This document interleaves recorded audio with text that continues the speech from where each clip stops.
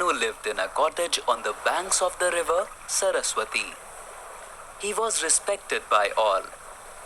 People hailed him as their ruler. But Manu lived a simple life. He was fond of plants and animals. One morning, he took a dip in the river. He scooped some water in his palms to offer it to the sun god. To his surprise, he found a tiny fish in the water he had scooped. He brought it home and put it in a bowl. Next morning, the fish had grown bigger. Manu put it into a vessel.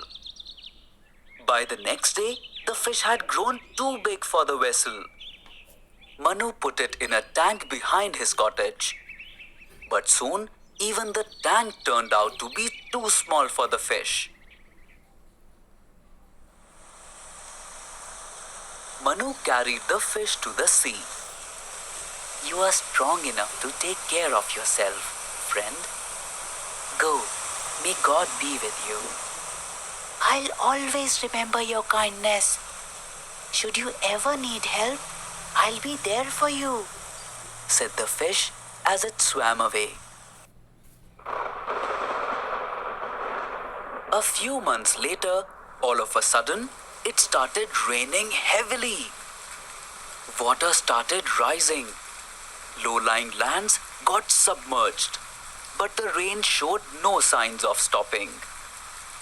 Manu started building a boat. His neighbors joined him, and together they built a large boat. As the water continued to rise, Manu and his neighbors got into the boat. His animal friends too jumped into the boat. Manu also loaded the boat with all the grains and seeds he had collected. The entire land was now covered with water. The boat was carried away by a swift current. As the water swelled, giant waves shook the boat.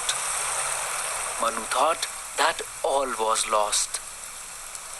Then he spotted his friend, the fish, swimming towards the boat. The fish had grown a huge horn. Manu took a rope, made a loop, and threw it around the fish's horn. The fish started swimming, pulling the boat forward.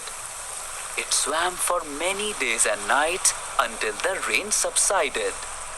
By that time, the fish had reached the Himalayas. Its foothills were submerged under the water, but the mountains themselves were above it. I'll leave now, Manu, said the fish. Wait till the water recedes and then begin a new life. Manu joined his hands in gratitude.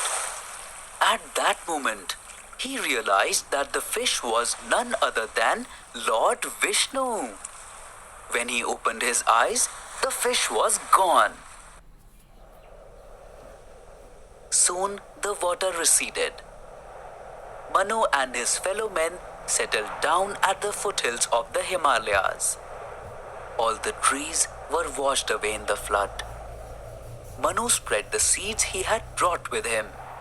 The earth was covered with green plants once again. Animals ran in joy and birds sang. The earth was reborn, thanks to Manu and the fish.